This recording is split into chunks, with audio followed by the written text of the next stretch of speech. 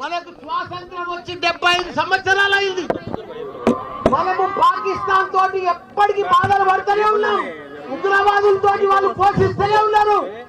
మనం ప్రధానమంత్రికి ఒకటే మేము మనవి చేస్తున్నాం అందరికీ, మోడీజీ पाकिस्तान उग्रवादों को खत्म करो, कुचल कुचल के खुचल के रख दो, एक एक को जिंदगी में फिर अपना भारत का तरफ नहीं देख रहा हो लोग.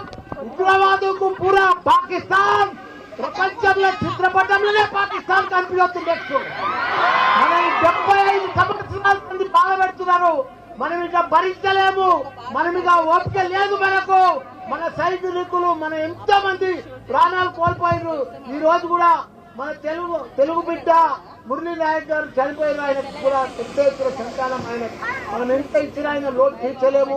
ఆయన కుటుంబానికి కూడా చెప్తున్న మనం మాత్రం ఇప్పుడు వదిలేదే లేదు. మన భారత సైనికులకు మొత్తం ధైర్యంగా మేము డాక్టర్లము, ఇంజనీర్లము, ప్రొఫెసర్లము, లీడర్లము, మా టీఆర్ఎస్ పార్టీ మొత్తం మీకు మద్దతు ఇస్తుంది. మీరందరూ కూడా పోరాడి ఆ ఉగ్రవాదులను మొత్తం ఖతం చేయాలని కోరుకుంటున్నా. జై జవాన్.